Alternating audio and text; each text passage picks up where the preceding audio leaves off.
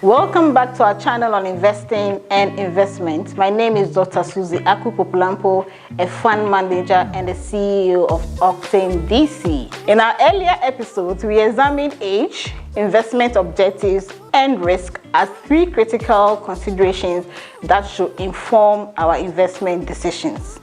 For the next episode, we will consider an investment product, mutual funds.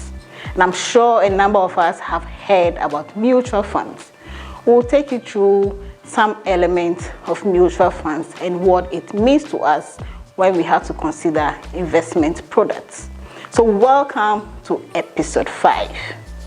In this episode, we will aim to briefly cover three critical areas. Firstly, what are mutual funds? Secondly, how are mutual funds set up? And thirdly, how are mutual funds governed and managed? What are mutual funds?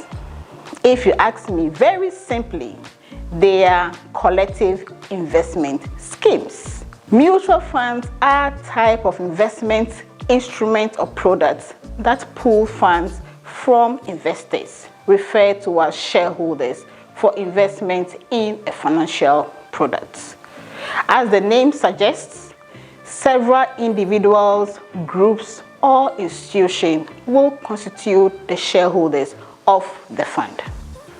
Mutual funds therefore engage in investing activities on behalf of its shareholders. Mutual fund instruments could include equities, bonds, fixed income products, other money market products, properties, derivatives, commodities, etc., etc. What is implied here is that every mutual fund has an investment objective underlining it. A reason why we have several types of mutual funds, an area we will examine in our next episode. I can imagine at this point that you will know or have heard or have invested in one type or the other of a mutual fund. One important point we must note, however, is that every mutual fund is structured based on an investment objective. Another relevant reason why we have different types of funds. Why mutual funds? For Kwame, who is risk averse, for Kwame, who is now beginning his investment journey, for Kwame, who can afford monthly contributions towards an investment, I will recommend mutual funds. For Miss Elizabeth, who can afford to take medium risk, for Miss Elizabeth, who has less than 100,000 Ghana cedis, for Miss Elizabeth, who is looking for an instrument that will allow regular top-ups as and when she is able, I will recommend mutual funds. So now the question is, how are mutual funds set up? Let me help you here. In Ghana, mutual funds are set up by fund management companies licensed by the Securities and Exchange Commission of Ghana. All mutual funds in Ghana have a fund management company as its promoter. A reason why you would have observed that several of the funds in Ghana have the fund manager's name preceding it. An example is OctaneDC Money Market Fund. All mutual funds in Ghana are set up as a public limited company, PLC, and are licensed by the Securities and Exchange Commission as the regulator. This implies that the mutual fund, right after registration and license, takes on an independent identity. Mutual funds are thus limited by shares, and its assets and liabilities are assigned to its shareholders. To make this simple for our comprehension, let us all see mutual funds as a business on its own. So the question here is, how are mutual funds governed and managed. It is important for us to understand the setup structure of mutual funds so we can engage better with the fund as shareholders. We must also note at this point that mutual funds belongs to us, the shareholders, in the fund. So we must be concerned about its management and operation. As a PLC, mutual funds have their own board of directors.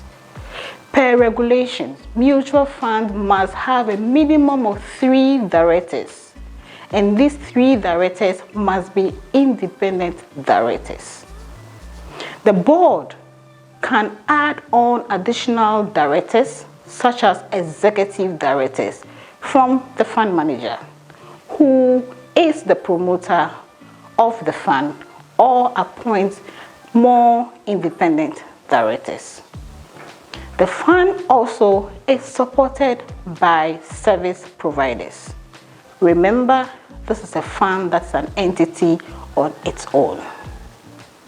These service providers include fund managers, who provide both fund management and administrative services, the custodian, of which is a bank, an auditor, and of course, a company secretary, among other service providers.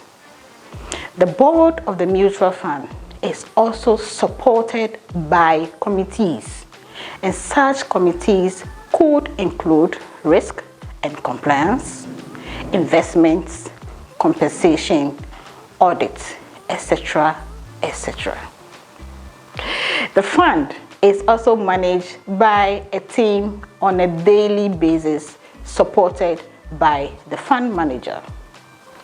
Some of the supports include investment analysts, research analysts, compliance officer, finance and accounting professionals, all of this in addition to the fund manager.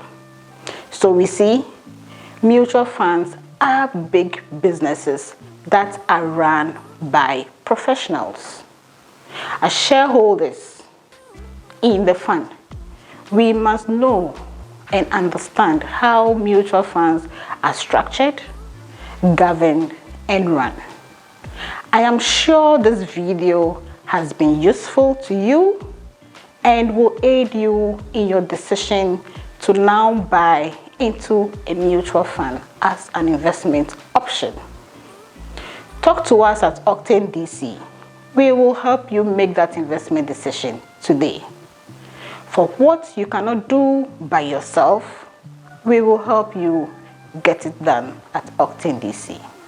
Watch out for episode 6 on the same channel. Keep liking, keep sharing, keep subscribing.